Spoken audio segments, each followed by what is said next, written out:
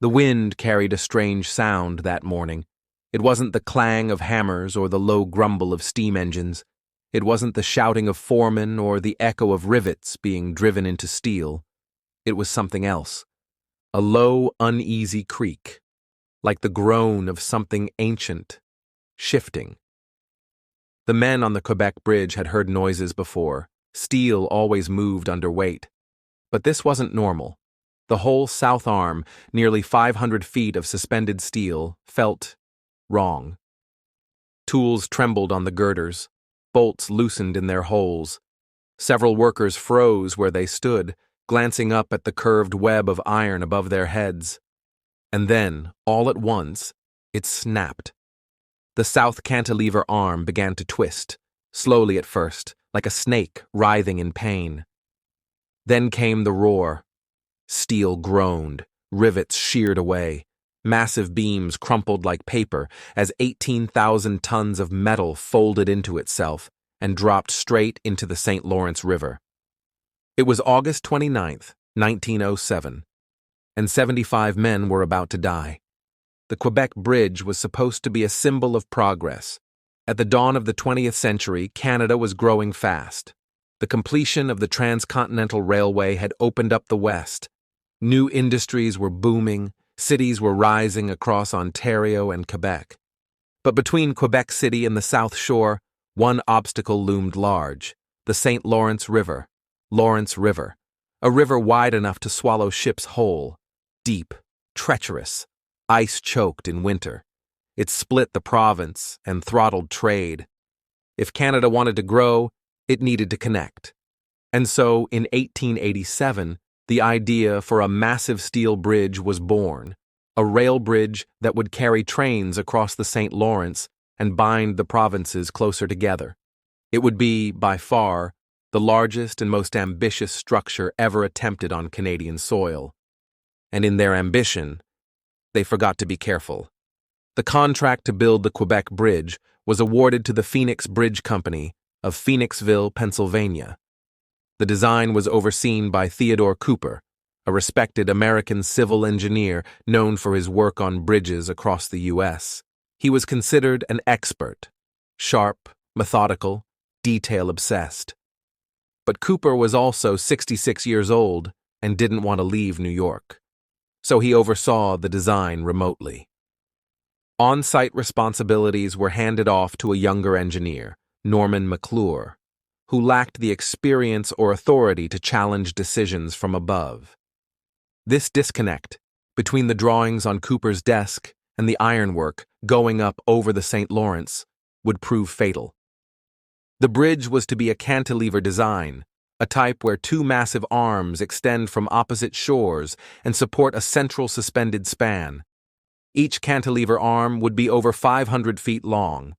The central span would be over 600 feet. At the time, it would make the Quebec Bridge the longest cantilever bridge in the world, a bold achievement on par with the Eiffel Tower or the Brooklyn Bridge. Construction began in 1900. At first, things went smoothly. Towers rose, girders were placed, riveters worked day and night. The Canadian government had high hopes. But by 1906, the bridge was showing signs of distress. The lower chords of the south arm, massive steel beams designed to carry the brunt of the weight, began to bend. McClure noticed. He contacted Cooper, sending measurements and notes. The steel was deflecting far more than expected. It didn't match the predictions on paper. Cooper dismissed the concerns. He assured McClure it was normal, temporary, nothing to worry about. McClure wasn't convinced. He wrote again. The bending was getting worse. The weight was too much. Cooper, without ever visiting the site, ordered work to continue. And so it did. By the summer of 1907, the bridge's southern arm was nearly complete. Hundreds of men worked on it daily. Ironworkers balanced high on girders with no harnesses. Riveters, laborers, engineers, all trying to finish what had become the crown jewel of Canadian infrastructure. Among them were dozens of Mohawk ironworkers from the nearby Kanawaki Reserve. They were known as skywalkers, agile, fearless, and precise. For generations, they had walked the high steel on bridges across North America, often doing the most dangerous work. On August 29th, they climbed into position like any other day.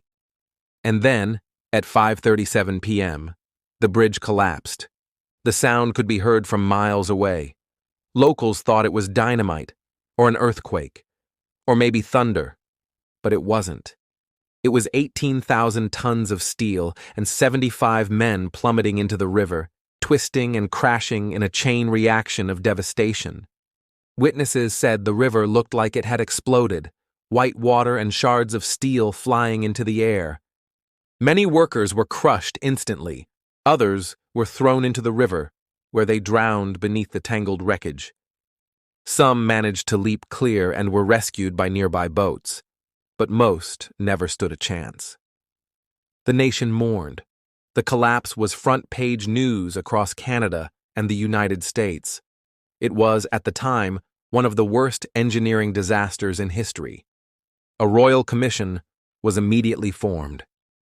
What they found was staggering. The Phoenix Bridge Company had underestimated the weight of the bridge. The steel used in the lower chords was too weak for the stresses involved. Cooper had ignored warnings from the field. No independent checks had been done on the final design. And worse, they had added weight mid-construction without adjusting the structural calculations. In short, it was avoidable, completely.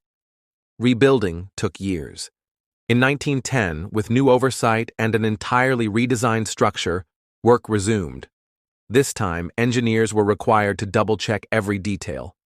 Instead of the Phoenix Bridge Company, the Dominion Bridge Company of Lachine, Quebec was awarded the contract. The British consulting firm Sir William Arrell and Company also joined the project to ensure quality and safety. And yet, disaster struck again. On September 11, 1916, the final piece of the new bridge, a massive central span, weighing over 5,000 tons, was being hoisted into place using giant floating pontoons. It was a delicate operation. All eyes were on the river as engineers carefully raised the span to fit between the completed cantilever arms. Suddenly, a cable snapped. The central span tilted. One end dropped.